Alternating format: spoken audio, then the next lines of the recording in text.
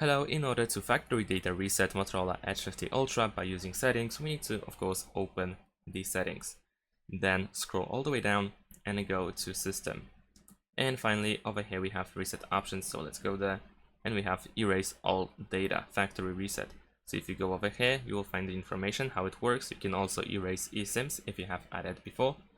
And then you can confirm by pressing erase all data. Of course, keep in mind that if you perform the factory reset, then you will remove everything that you have on this device. So make sure to make a backup of everything that is important, of everything that you don't want to lose. So you can press erase all data if you are sure that everything is good to go.